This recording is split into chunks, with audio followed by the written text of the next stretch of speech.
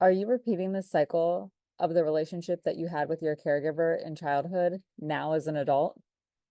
Chances are you probably are, and you don't even know it. So let's get into the signs of what that looks like to have unhealed childhood trauma affect your adult relationships. So the first sign is that you fear judgment. You fear being criticized. So you keep yourself guarded. You don't really express yourself fully. You don't communicate what you're thinking, what you're feeling, what you want, what you need, because you're so afraid that the person you're in a relationship with, whether it's an intimate relationship, a work relationship, a friendship, you're so afraid that they're going to judge you or ridicule you for thinking those things or wanting those things or believing those things, that you just keep it to yourself. So you really walk around with, I'll say, like, this armor on, because you don't want anyone to have the chance to be unkind to you, to make you feel badly about yourself, because chances are you already do feel badly about yourself. Most adults with unhealed childhood trauma have low self-esteem. And so we will do whatever we can not to have another notch in the low self-esteem belt. And so we do not want to be vulnerable in that way. Um, so we don't.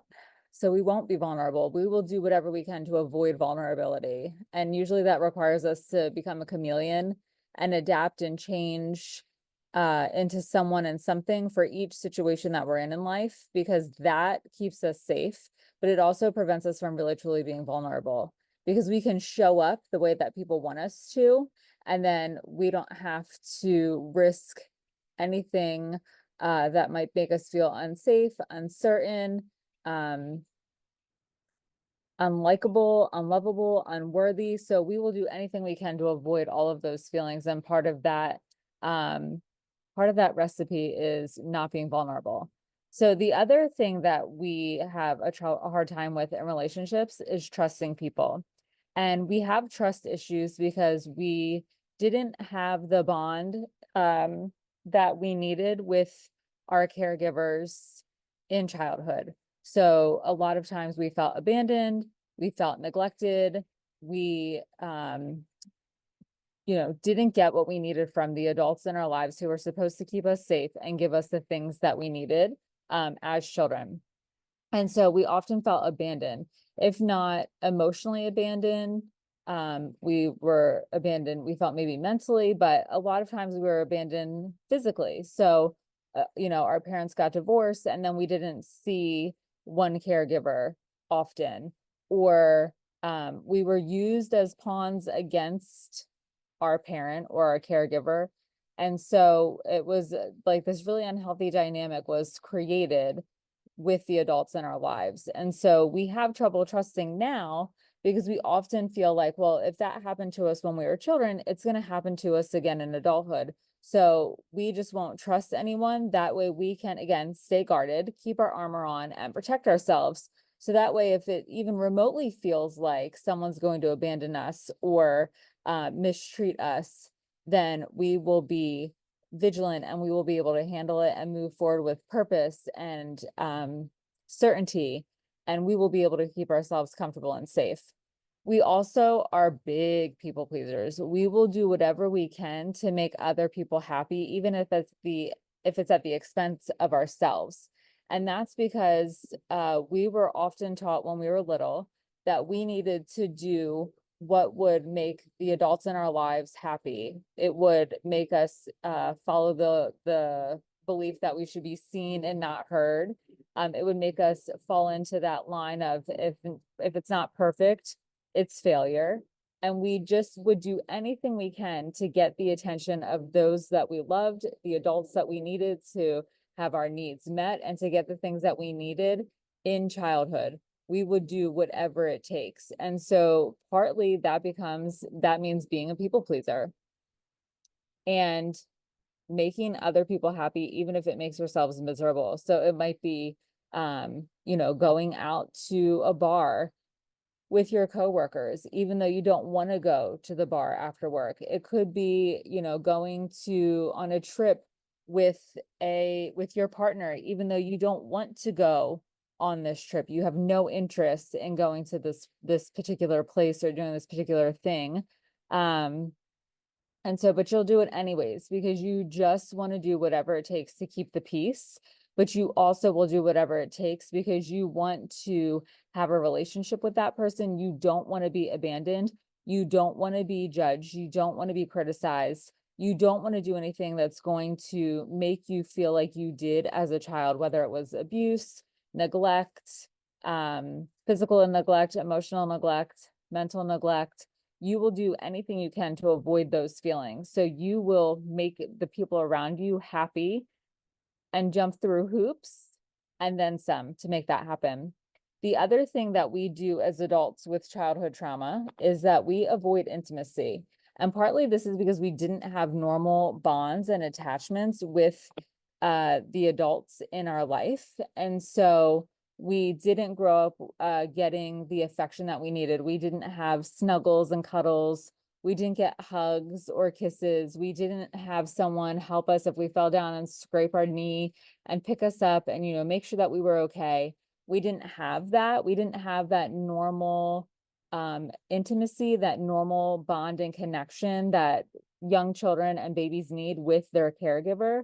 And so now we will avoid that as an adult. Also, we will avoid intimacy if it reminds us of sexual abuse that we experienced as children. We don't want to experience something like that again, because oftentimes when we are sexually abused as children, or even in intimate relationships, when we experience sexual abuse, it makes us feel like there's something wrong with us. It makes us feel dirty or disgusting. It makes us feel like we're there just for that one thing, to please someone else. And the way that we feel in our body about that situation is not considered. And so we will avoid that intimacy again because it feels too vulnerable. It feels too painful, but it also really rehashes the negative experience that we had in our childhood, and it almost re-traumatizes us again. And so we don't want that experience at all, and we will avoid it. Plus, too, when we are intimate with someone, that means that we're connecting with them, we're bonding with them, and we don't want to run the risk of them abandoning us. And so being intimate with someone is unsafe. It feels unsafe. It's really not unsafe, but it feels that way. And so that's why we will avoid that at all costs. The other thing that we will do is we will settle for unhealthy relationships because we will pick relationships that mimic what we experienced in our childhood because that feels familiar to us. That feels safe, even though we know that it is not good for us. It's detrimental to our emotional well-being, our mental health, our physical well-being, because sometimes we pick these relationships that become physically abusive or sexually abusive, but we will stay in these relationships and for a long period of time because it is familiar. And on some level, we feel like that's all we're deserving of. So we will settle for that relationship because it's connection, it's interaction, it's having someone with us.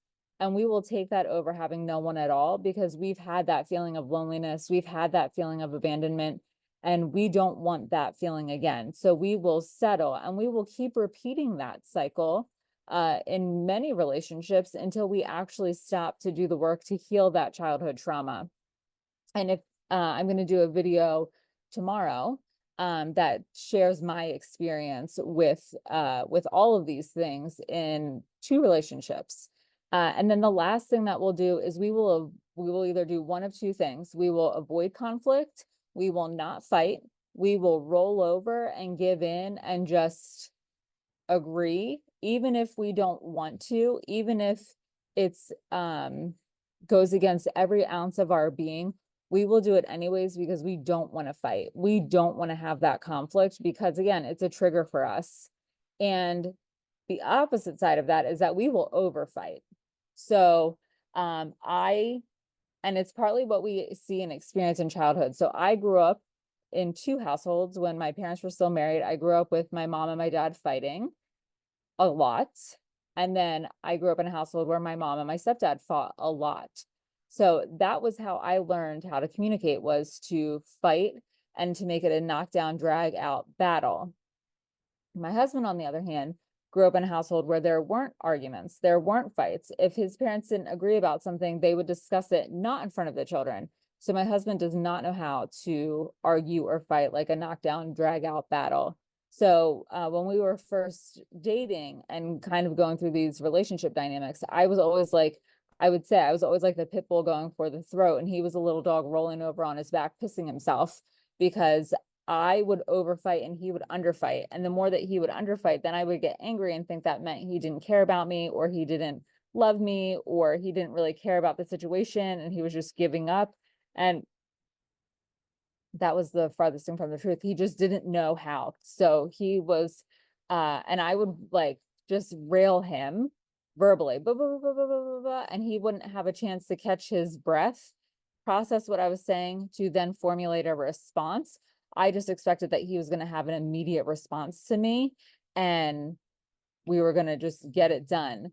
So it took a lot of work on my part to understand why our relationship dynamic was the way that it was.